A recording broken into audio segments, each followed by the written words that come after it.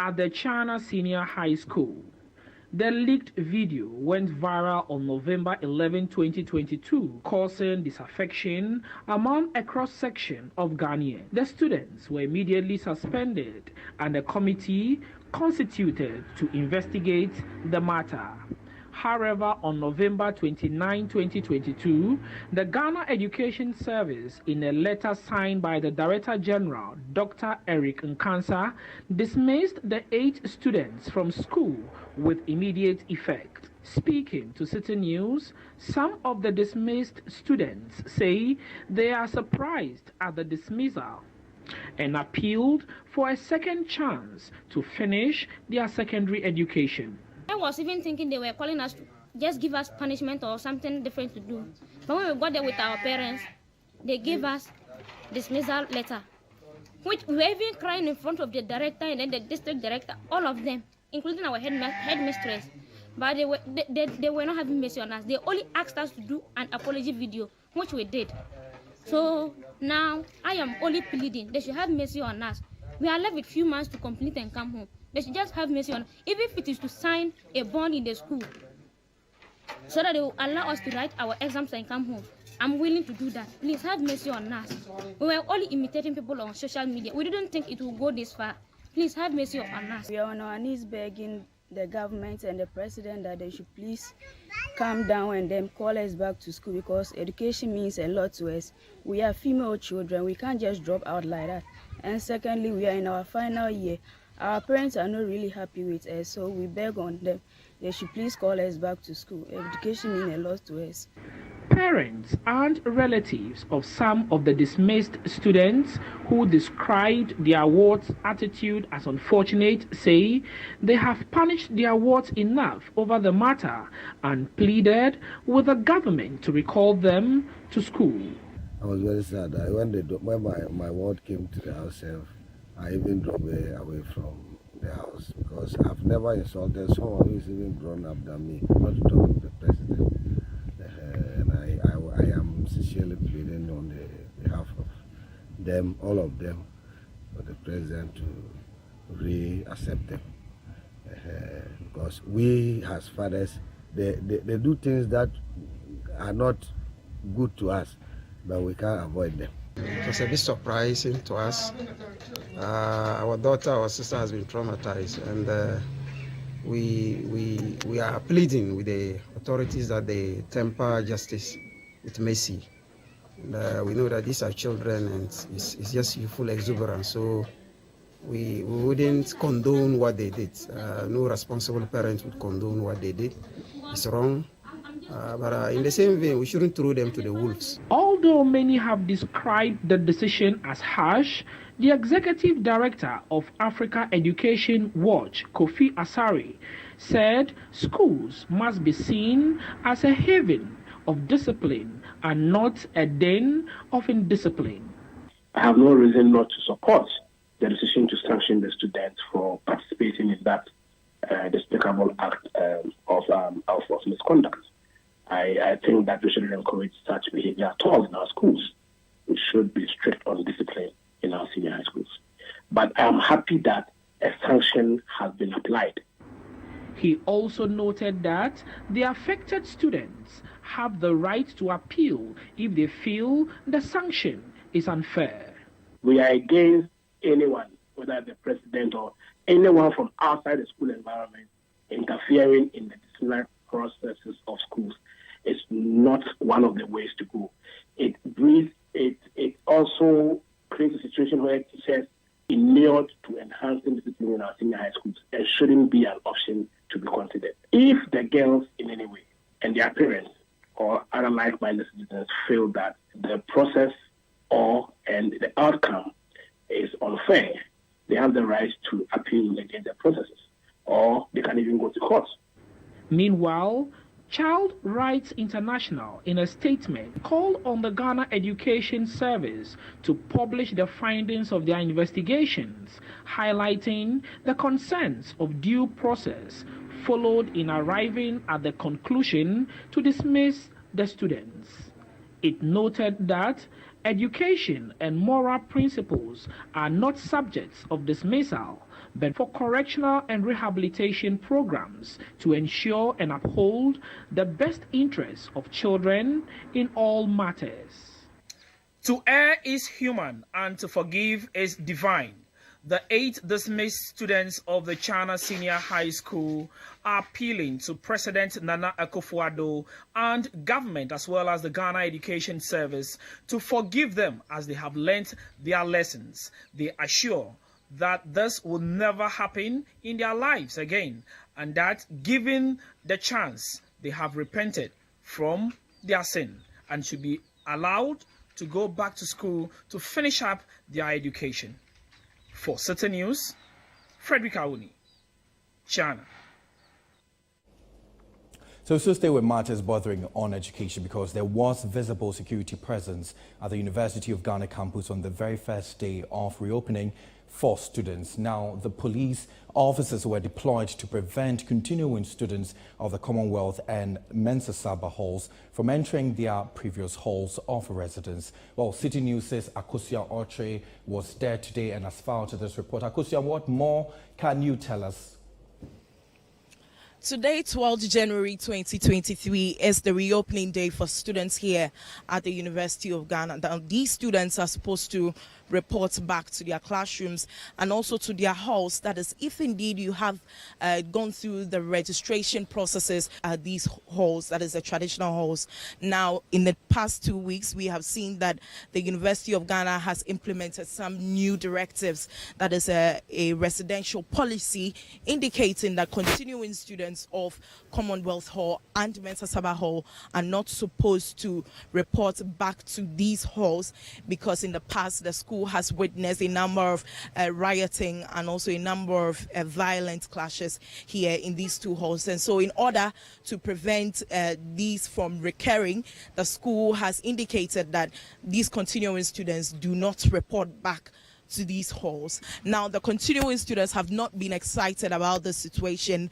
They came in here complaining to the University of Ghana that, look, you cannot do this to us. And so 2023, today being reopening day, the students have come back to the halls trying to gain access. But yesterday we saw the University of Ghana management putting out a statement indicating that it has received some reports that these students were indeed going to come here to try and gain access to the hall, but it issued a strong or stern warning to them, asking them not to come here. And so that is why these police officers you are seeing are currently standing here. A number of them having interactions with the students, asking them to calm down.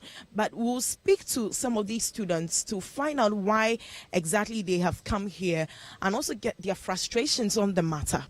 We are supposed to report to school today. We got here in the morning and school security are saying that they will not allow us to enter into the hall. The old vandals came together and we took the issue to court and were able to secure an injunction preventing the university for implementing the new residential policy that they want to embark on. So we got here this morning because the injunction says that the status quo must remain until the substantive case is heard in court. So that is why we are here this morning, because on Monday lectures are starting. Me, like as I'm standing here, Monday 11 o'clock I have lectures. So we need to move in with our things, get settled before we go for lectures on Monday. And that's the main reason why we came here this morning, and they are preventing us from entering the hall. Okay, yesterday the statement released by the management indicated that about 83% of the continuing students who are not going to be allowed back into the halls have accepted to be residents in other residential halls. So if 83% of you have accepted to be in those halls, why are you here? That is not the truth. The reason is that the way they brought about the whole thing, it was like a threat. They said you accept or you reject. If you reject, you become a non-resident. And it's like they pushed the whole thing to our throat. The whole thing was pushed to our throat with left to no choice. That's why people accepted. But the 86% they are saying is not true. It is not true that 86% of students from the Commonwealth Hall has accepted to be in the UGL halls. And even those who are accepted, I can tell you that many have not even paid. What we want to let the whole world and Ghana to know is that University of Ghana management are flouting the laws of Ghana. That is what we want them to know. because the injunction says that let the status quo remain until the substantive case is heard in court. So why do you prevent continuous students from entering their hall? You were in Commonwealth. Yes, I was in Commonwealth Hall. How frustrating is this? Because reopening day, you should be preparing yourself. As I'm speaking to you right now, yesterday I didn't sleep the whole night because paying 4,000 Ghana cedis comparing to paying times 500, there's vast difference between that. So right now I don't know how things will end. Yeah, I don't know. You see, when I got admission, I was moving all the way from Sakumono to campus and it was way stressful. So I wrote a letter to the hall and then they gave me. So that eased my stress. And then right now they are telling us that we are not going back to the hall. It's unimaginable. The stress that we are going through. I wish you were in our shoes to feel how we are going through this. Just level 400 about to finish. We have project works, we have a whole lot of things. There's money involved in all those things. And then right now you are telling us to go and pay more than 4,000 Ghana cedis. In addition to our upkeep money and all of that, it's... Where do you stay? Kaswa Bojuase. And even from that place to this side, unless you board a car from Bojuase to Kaswa, before you board another car from Kaswa to Madina or Legon, before you can even get access to coming to school. And from look of things, if the hall is not being, if the management is not allowing us to come to our hall and pay this small sum of money for us to be comfortable, how can we leave Komoto and go to the diaspora? And imagine if your parents don't have that amount of money and coming from a long distance, even if you come today and don't have nowhere to sleep, imagine you have no one to stay with. That's the situation at the Commonwealth Hall. This is the Mental Health Hall, the second hall that have also been directed not to allow continuing students back into the halls. And so, as I said earlier, reopening day, you can see a number of students coming in with their parents, tripping in with their luggage to settle in their various halls. The situation is not different here because a number of security men are also here. I'm seeing that about 3 police officers or 4 actually here, also manning this place and checking the registration forms and all of that to ensure that continuing students do not come. So now we'll speak to the management of the university to get some clarification on what exactly is happening with regards to the court order that has been given that the school should not go ahead with its planned decision not to allow the continuing students back into the hall. We've been out there since the university constituted a communications team. We've been out there trying to explain some of these policies to all. And so we cannot continue to be talking about one thing over and over and over again. What I know is that the University of Ghana would use, will do all it can within the confines of its rules to run its activities, including taking every legitimate step to protect human life and property and to create conducive and congenial learning atmosphere for all students. If the court decides that, look, what we are doing, we have no case and all that, and they want us to do X, Y, Z, we are law-abiding, we'll do it. But we'll have to have the opportunity to also explain and state our case as concerned parents and as concerned university workers. Over 80% of the students have already accepted the offer that they be in the UGL. That's the continuing students. Continuing students. But speaking to them, they indicate that that's a lie. Well, we do not, we are academics here. What we do here, we do it such that we don't make idle statements. You are a journalist. I'm saying over 80%, okay, have accepted the accommodations offered to them. You're a journalist. Just reach out to the top if you speak to the student accountant, the accounts person in charge of student accounts, and all, they will be able to give you detailed statistics to confirm this. So the management of University of Ghana says it is ready to go through the legal means to get their side of the story heard. Meanwhile, the continuing students would have to maybe wait for some time to hear from the outcome of that particular engagement that would go on at the court. But also, it's still reopening day here at the University of Ghana, and the first years are required to report to the campus and also get all registrations done at their various halls. Reporting for Citi News, my name is Akwusia Oche. We do more stories, and a 35-year-old assistant headmaster of Akumfi Accra Methodist Basic School, who also doubles as the local secretary of the Ghana National Association of Teachers in the Kumfi district of the Central Region, has been shot whilst attending to Nature's Call. Our Central Region correspondent Calvis Tete has more in the following report. According to reports, the teacher, Shadrach Frimpong, in the early hours of Wednesday, January 11, 2023, went into a nearby bush to attend to Nature's Call. Some unknown persons shot him in the bush, leading to injuries to his eyes and hands. It is, however, unclear the motive behind the shooting. Here are some colleague teachers speaking to Citi News.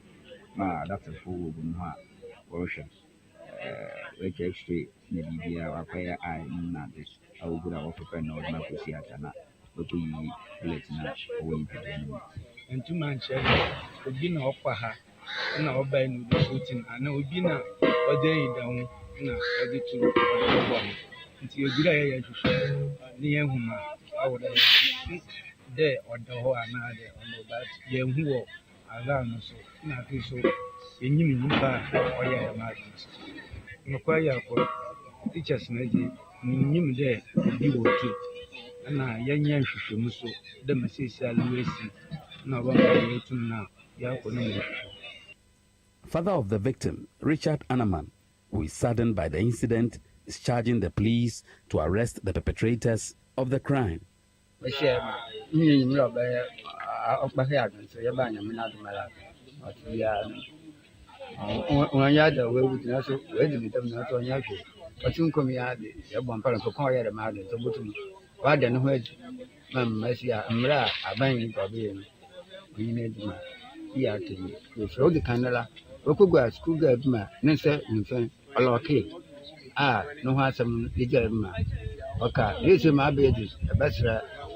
Ghana, I push for Ghana, I did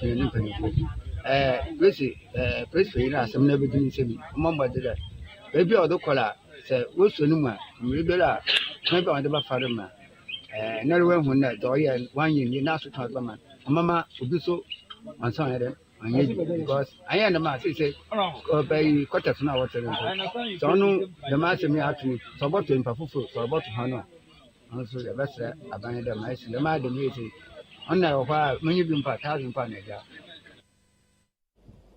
Now, government and organized labor have agreed to increase the base pay on the single spine salary structure by 30% for all public sector workers. Now, the Controller and Accountant General have, however, been directed to make payments effective January 1, 2023. Now, organized labor earlier demanded a 60% increment to compensate for the harsh economic conditions. However, the government says though the payment takes effect from January 1, 2023, the 30% increment brings to an end the payment of the cost of living allowance.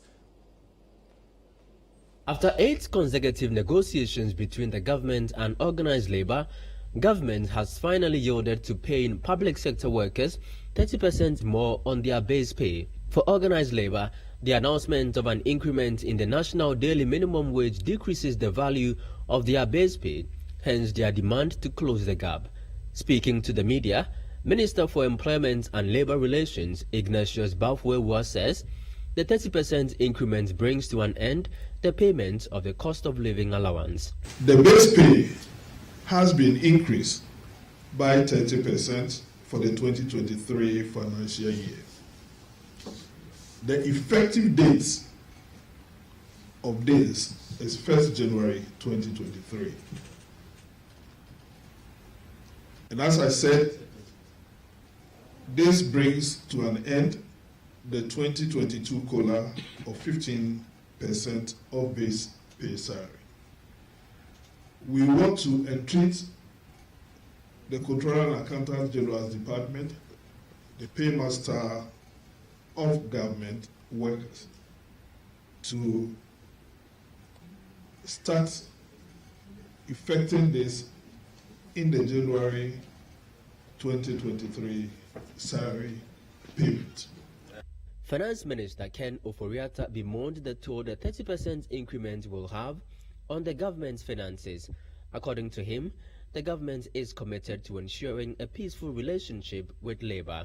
This is going to take a toll on the budget, but I'm confident that with enhanced productivity and the commitments that we both have given to each other to make sure that there is peace in this country as we look at pensions issues, labor issues, I think we've come to a satisfying conclusion. And I really would like to thank all of you for your commitment to that. Fiscal implications, of course, we'll have to work with that, but really the issue of a peaceful environment for us to work is something that we treasure, and we really applaud you for that going forward. Speaking on behalf of Organized Labour, Executive Secretary of Civil and Local Government Staff Association Ghana, Dr. Isaac Bampo Addo, said it will also work collectively with the government to increase its revenue base to aid in the development of the country. We're going to come up with ideas to improve the revenue generation of this country. And we know the next time we meet at base pay negotiations, it will be a better story. Now, President Akufo-Addo has given the strongest indication yet again that Ghanaians should expect a full IMF agreement in February this year.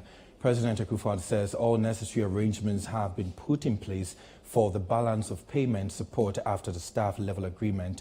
Speaking at a meeting with some African-American students from the Harvard Business School at the Jubilee House, President Akufo-Addo says Ghana's economy has in recent times suffered greatly. Citi News says Samira Faye has more.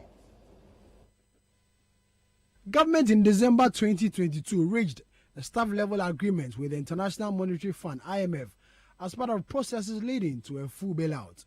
The $3 billion balance of payment support, according to President Akufo-Addo, is expected to hit the country's accounts by February of this year. Nana Akufo-Addo says the support will help government revive the economy, which has recorded a downturn in recent times. We've had a difficult 2 or 3 years in trying to reposition our economy to grow again.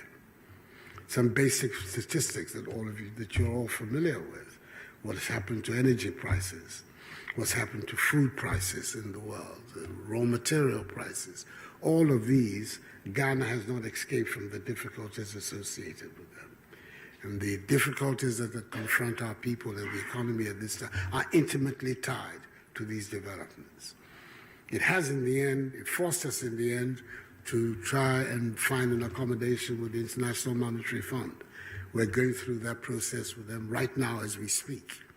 And hopefully by the end of this month, or latest by the middle of February, a full-blown IMF agreement will be put in place, which will help us repair our public finances. Took a big hit as a result of the developments that I've spoken about, and begin therefore to rebuild the confidence of outsiders in our economy, and our own self-confidence in the manner in which our economy can proceed.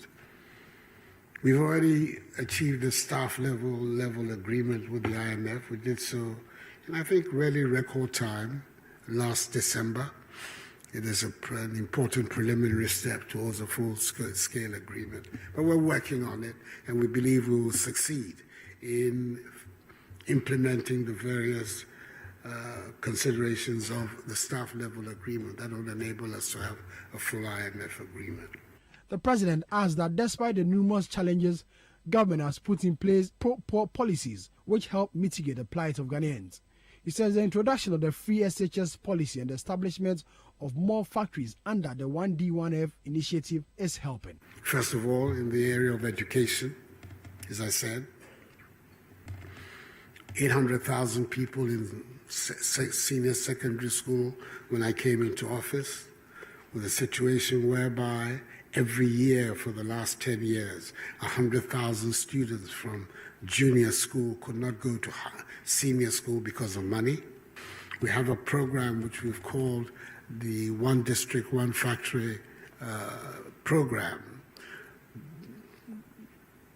And as the name connotes, the idea is, as much as possible, to encourage rural industrialization by setting up viable industrial enterprises in each one of the districts. We have 260 districts in Ghana. In each one of these districts to have it. So far, 297 projects are on the road.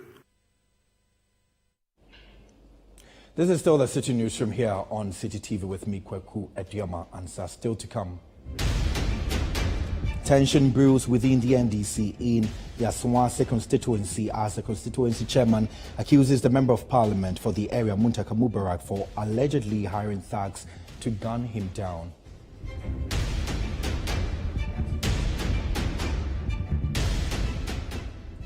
We have details of this and other stories coming up shortly. Please do stay with us.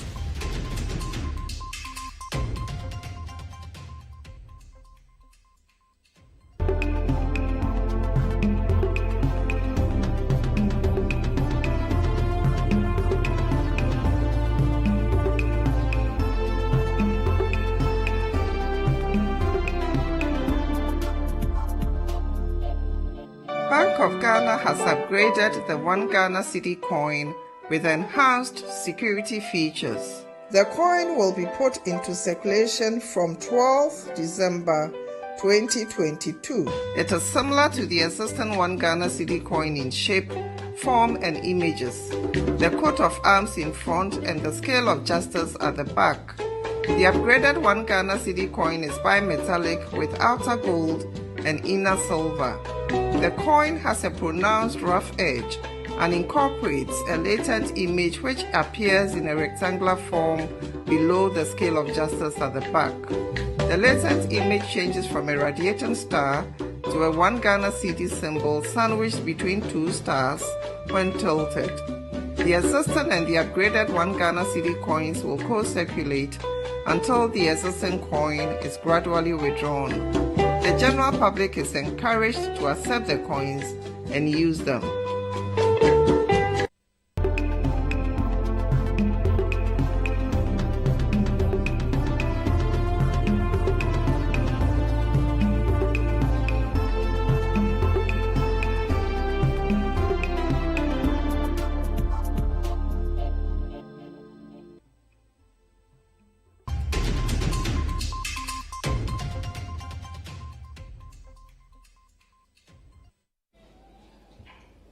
Welcome back to the City Newsroom here on Citi TV. Now, tension is still brewing within the National Democratic Congress, the NDC, in the Aswase constituency of the Ashanti region, as its constituency chairman, Faisal Dauda, is accusing the Member of Parliament, Muntaka Mubarak, of allegedly hiring thugs to gun him down. Now, the Member of Parliament's office has, however, strongly dismissed the allegations being made by the constituency chairman and has called on the Interior Ministry and the Ghana Police Service to investigate the matter. Our Middle Belt Bureau Chief Edward Oponma has more in the following report. Over the years, The Asawase constituency has been described as one of the strongholds of the National Democratic Congress, NDC, in the Ashanti region. In recent weeks, however, a supposed friction between the Member of Parliament for the area, who doubles as the Minority Chief Whip, Mohammed Muntaka Mubarak, and the NDC constituency chairman, Faisal Dauda, has got many party members worried. While many constituents have appealed to the two persons to smoke the peace pipe, it appears the tension between them is rather growing. Speaking to journalists at a news conference in the constituency, the Asawase NDC constituency chairman, Faisal Dauda, accused the Member of Parliament of planning to cause his death because of the misunderstanding between them. My life has been in threat since the day one that Honorable Muntaka planned to impeach me for my treasure. There was a time Honorable Muntaka, the constituency organizer, the constituency vice chairman, the constituency chairman had a meeting in his office at Ababu Post Office, the library premises, that they went and invited some bad boys and gave them a message that they should hunt the constituency deputy youth organizer, including me. They should gun me anytime, anywhere they get me, because they know that I have a gun in me. So anytime they meet me, they should make sure that they will finish me immediately before I get them on board. I get back to attack them. Those threats and all those things, there are audios pertaining those things I'm saying today. All those things are passed through. Ladies and gentlemen, Honorable Muntaka currently, as I'm talking to you, he has a series of meetings when he came around and met some part of the constituency executives and orchestrated, tried and bribed them that they should do his bidding as a constituency executive so that they will get the majority of members on their side. Faisal Dauda has also been raising many other allegations against the Member of Parliament for the area, as he says he will ensure someone contests against the MP in the party's primaries. Everybody knows that Honorable Muntaka has conspired against the NDC in Parliament, connived with MPP, everything that is going in Parliament, everything indicated that Honorable Muntaka has connived with MPP so that John Mahama cannot become a president, and he will continue serving his personal interests in Parliament so that he will get what he wants as an individual person. There is an audio circulating that I will get to be impeached, either to be maimed or killed, so that the organizer and the vice chairman will act on my behalf, so that Honorable Muntaka will get all that he wants and went unopposed, which I want to tell him. I did it solely for him in 2019. He succeeded. This time around, he is not going to succeed. There will be a contest in Asawase. The Asawase MP's office has debunked the allegations leveled against him. Speaking to Citi News, the secretary and aide to the Member of Parliament, Abdul Haq, says they believe the recent controversies will not affect Mr. Muntaka Mubarak's chances of winning the party's upcoming primaries. And I would like to urge for calm amongst the supporters of Honorable Muntaka Mubarak and the party in the constituency at large. Yesterday's news conference, which was staged by the current chairman for Asawase, was nothing. It's just baseless allegations, bogus. It lacks merits. There is nothing, good to write home about. I would like to draw the attention of the Interior Minister, the IGP, and the Ghana Police in general to take him on, because he has leveled a huge allegation against them. If you take the history of our constituency since its inception, anytime we are going for a constituency primary, some of these things usually do arise. I can tell you, the more deeper it gets, the more appreciable a number of votes, gets as far as, general election is concerned. Take, for instance, in 2018, there were allegations that Honorable Muntaka is stopping somebody from contesting. Honorable Muntaka has never been afraid of contest. In fact, he had contested the election throughout his life. He contested Alhaji Audu Arif on 2 occasions. He contested Anis. He defeated all these candidates. Asawase appears to be a safe seat for the NDC in the Ashanti region. But with a friction between the sitting Member of Parliament for the constituency and the NDC chairman for the area, some party members fear it could affect the party's fortunes in the next elections. For Citi News, I'm Edward Oponmalfo, Asawase. So we're still staying in the camp of the NDC because following the controversies that arose During the recently held NDC internal elections, the national chairman of the party says the party has made significant gains with respect to reconciliation. Now, speaking to journalists in Kumasi, Mr. Asiedun Ketia noted that he holds no grudges against any party member as a result of the internal elections, and various executives have also resolved to come together to ensure the party wins the next election. Ashanti regional correspondent Fatih Aminu Ibrahim reports. Deep cracks developed within the National Democratic Congress (NDC) during the recently held internal elections. Various factions came up because of a number of issues among party members. Some party members verbally attacked each other publicly. Analysts warned that if measures are not taken to address the issues, it may affect the fortune.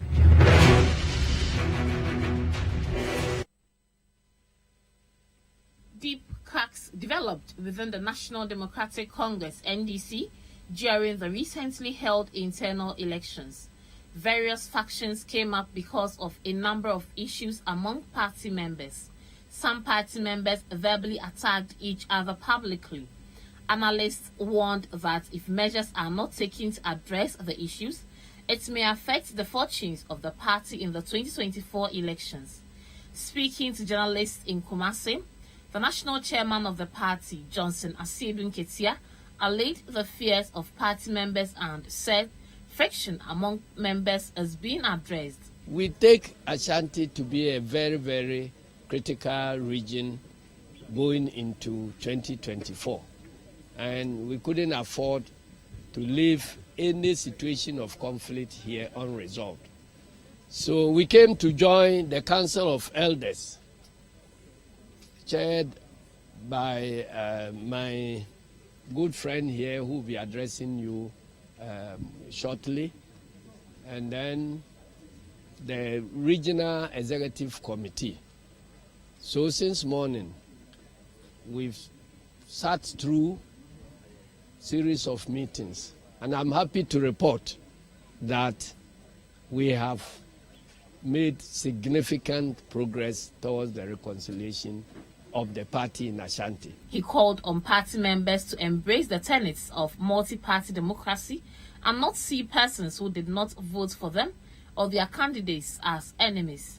I have indicated to them and to the rest of the party that if part of the decision is traceable to the contest that I was involved in, I don't hold any grudge against anybody within the party, because I'm one of the people who designed the 1992 Constitution and opted for multi-party democracy.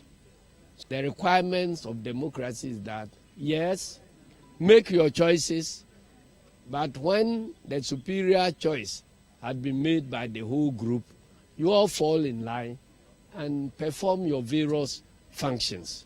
The Council of Elders of the party urged party members to desist from creating various factions within the party. With respect to winning the 2024 general elections, the General Secretary of the party, Fifi Fiavikwete, says the party is working assiduously to attain more votes in the Ashanti region in particular to boost their chances. Ashanti is important because Ashanti has 47 constituencies. Ashanti is the most populated region as far as the country is concerned. So if you want to win an election, you have to make sure you do what you can to get as many votes as possible in Ashanti region.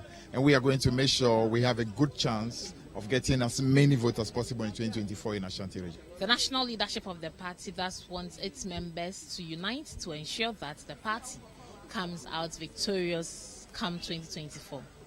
For Stinis, Fatih Amin Ibrahim, Kumasi.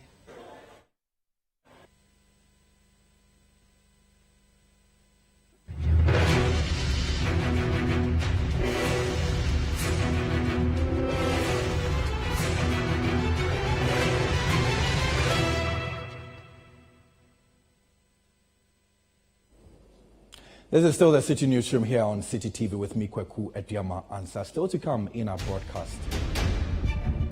Mortal remains of the leader of the Catholic Church in the Upper West region interred at the St. Andrew Cathedral Church in Wa.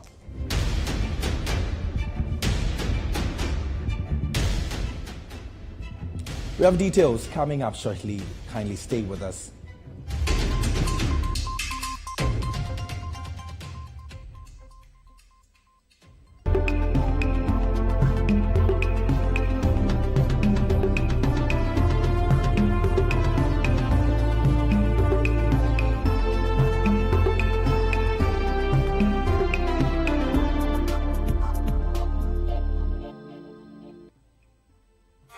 Getting together for the first time in years was a little bit awkward. Grandpa still tried to entertain us. Mom was always stealing the spotlight from the kids. It wasn't until Grandma cracked a joke That's my favorite prayer. that we got back into our groove. In this festive, DSTV is making family time even better with an upgrade. Stay connected to DSTV and we'll upgrade you to the next package for free. Finally, anyone can become a household. Oh, wow. Yeah. You Go Flip, a real estate gaming platform that allows you to play and stand a chance of winning a house or cash or consolidated prizes, such as savings towards a house. Simple and easy to play. Visit www.yougoflip.com. Buy a ticket to enter the game. Wait for the end of the game to enjoy the win. Anyone can win. Flip it or own it. You Go Flip. This advertisement has been vetted and approved by the Gaming Commission of Ghana. Play responsibly, not for persons below 18 years, and gaming can be addictive.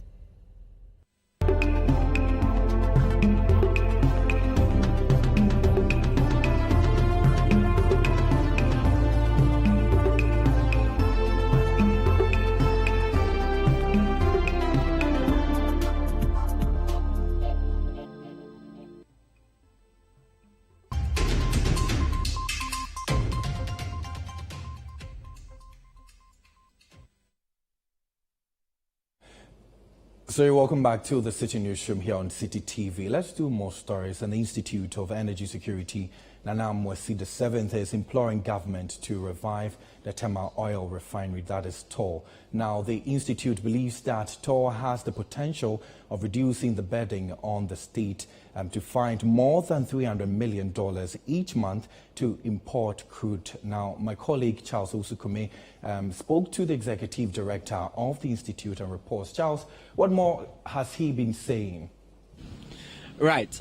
So petroleum products are very essential to the Ghanaian economy, and whenever prices go up, it resonates throughout the whole economy.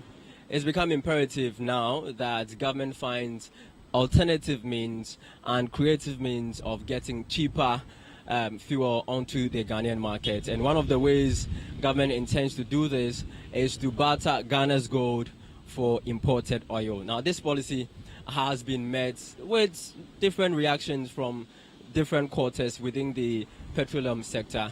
One of the players in the petroleum sector, the Institute of Energy Security, have been speaking on this issue.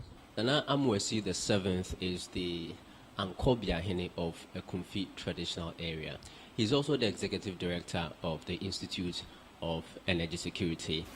This oil, good for oil arrangement that government is bringing in, using to bring in the fuel, can also distort the existing market structure. It can distort the supply of oil into the country. The BDCs are expecting about 340 million to bring oil or fuel. You are giving them just 100 million. Touch wood. If, let's say, there's a force majeure and government vessel cannot come in, what happened to our fuel supply security?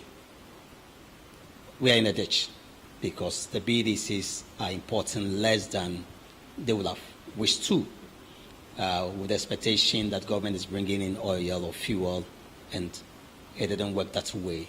Then, of course, we were going for shortage of fuel on the market. And when you bring in shortage, then, of course, you're also getting set to buy the commodity at higher price. Okay, so there are uncertainties at this moment. One can also not tell what the price of government fuel will be. How much did they get it for?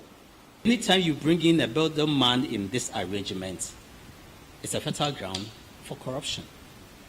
So we are asking government, who is the intermediary in this case? How was the intermediary selected? What is the experience of this intermediary? How much is this agency or intermediate earning per barrel arrangement? Nana Mwesi also suggests to government to revive the Tema Oil Refinery as a measure of ensuring consistent supply of affordable fuel on the Ghanaian market. We have an existing refinery, Tema Oil Refinery, 45,000 barrels per day. That can meet almost half of our daily demand. We have a new refinery, Citi Refinery, coming up February, March this year, 45,000 barrels per day. When you put these two refineries together and they are working at, let's say, 85% utilization rate, they are meeting almost 90% of our domestic need. One would have thought that you render support to these entities, make sure that tomorrow refinery come back to life. There's a refinery that's been sitting idle for close to 2 years. We believe that it's not in the interest of some group to see Tema Oil Refinery work. We believe strongly at IES. If it's not the case, the energy minister would have been hard on this arrangement. The president would have been more focused on this arrangement than focus on gold for oil and put value for somebody's oil. We also ask Nana Mwesi the projections from the Institute of Energy Security for the next pricing window, which begins from next week, and he doesn't have good news for petroleum consumers. From the market's fundamentals, the cedi has declined in value against the important currency. Gasoline price has gone up on the world market by 8%. LPG has gone up by more than 2%. A little dip, less than 1% decline in the price of gas oil on the world market. If you put this together, the conclusion is a price adjustment upward on the local market. Still on the issue of petroleum pricing, the Chamber of Petroleum Consumers, COPEC, they have alleged that the oil marketing companies have overpriced petroleum products in this current pricing window. They say that fuel, petrol, which is currently selling at about 12 cedis, should be selling at 10 cedis. We got the reaction from the National Petroleum Authority, which is the regulator in the industry. In COPEC statement, they indicated that in their projections, they use an exchange rate of 10 points, around 10 cedis to set the prices. One of the variables in pricing, which is the exchange rate, where BDCs, that's the importers, they don't use spot rates. That 10.9 was a spot rate. So knowing that they use forward rates, the forward rates which we use for projecting these windows prices was about 13.9, which is way higher than the spot rate of 10 that they use. So even that alone indicates that the expected prices should be higher than what COPEC is projecting. There are other variables in the price build-up in the deregulated environment that you cannot predict. So you always have to make assumptions. We don't know how the assumptions COPEC use apart from this FX rate that they mentioned. So we cannot really critique the projections they've made. But we, as a regulator, one of our rules is to ensure that the consumer is getting value for money and it's not being shortchanged at the pumps. And that is why even in this deregulated environment, OMCs and importers, that's the BDCs, are required to submit what we call the indicative prices to us. We review these things and make sure that their prices are in accordance with the prescribed petroleum pricing formula. Based on our projections for this window and the prices we are seeing on the markets now, we don't think any OMC is overpricing. Meanwhile, the National Petroleum Authority has also revoked the licenses of 30 oil marketing companies. These companies have lost their permits for failing to comply with the rules and regulations of the authority on acquisition and maintenance of these licenses. Although government says that the first consignment of the gold for oil barter arrangement will be arriving by next week. Players in the industry believe that it will not come soon enough to have any significant impact in the second pricing window. And judging by the increase in prices of oil on the world market and the marginal depreciation of the cedi against the dollar, it is expected that consumers would have to pay more for fuel at the pumps in the next pricing window. For Citi News, Charles Osukumi. We do more stories, and the mortal remains of the leader of the Catholic Church in the Upper West region was on Thursday interred at the St. Andrew Catholic Church in Wa. Citi News' Latif Mahama reports that the funeral of the late Cardinal Bao attracted people from all walks of life, including the president, who turned up at the Malik Jaber Sports Stadium in Wa to show to pay their last respect to him. The late Richard Kuya Bao was born in June 1959. He served in various capacities in the Catholic faith before being appointed as the Bishop of the Wa Diocese in February 2016. He served as a leader of the Catholic Church in the Upper West region until his elevation as a cardinal in August 2022. News about his demise broke in the late hours of November 27 last year. A release by the Vatican confirming his demise indicate that Cardinal Richard Kuya Bao died when he was undergoing treatment in Rome. Many, including the president, today thronged the Malik Jaber Sports Stadium in Wa, where the funeral of the late cardinal took place to pay their last respect. As we humbly present to you these sacrificial offerings, O Lord, for the salvation of your servant Richard, we beseech your mercy, that he who did not doubt your Son to be a loving Savior may find in him a merciful judge. For he lives and reigns with you in the unity of the Holy Spirit, one God, forever and ever. The leadership of the Catholic Church lauded the late Cardinal for his contribution to the Catholic Church. Baptized with Christ into death, our brother Cardinal Lavigere, Cardinal Richard, was born in the new life in Christ. And we know that because that concretely prompted him to consecrate his life to the service of the Church, to the service of God as a priest and missionary, leaving not only his family, but also his beloved Ghana, to go to preach God's word to the African world. And Richard so well accompanied that with a life dedicated to the service of the other. Ghana and his family had in some way lost him already years ago when he left. But you lost him in the Lord. The president described the demise of the late cardinal as a loss not only to his family, but to the country at large. It is a matter of deep regret to me. It is a matter of deep regret for our country. And it is a matter of deep regret for the church. Because I have no doubt that coming back to Ghana as a cardinal, he would have contributed immensely to the evangelical mission to which the church is committed. He leaves a big void, not only in the Catholic Church, but also in Ghana. The remains of the late cardinal have been interred at the St. Andrew Cathedral Church, where he was the sitting bishop until his elevation to a cardinal. The traditional mourning will continue at his hometown, Tom Zindagang, near Nandom. As many continue to mourn the demise of the late Cardinal Richard Kuya Bao, his legacy continues to linger on. Reporting for Citi News, my name is Latif Mahama. Wa.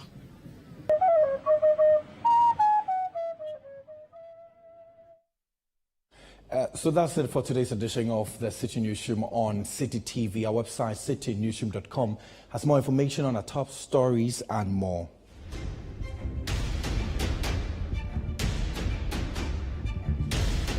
Subscribe to CitiTube on YouTube for more exclusive video content from Citi TV. You can also watch Citi TV on DSTV channel 363 and on GoTV channel 182.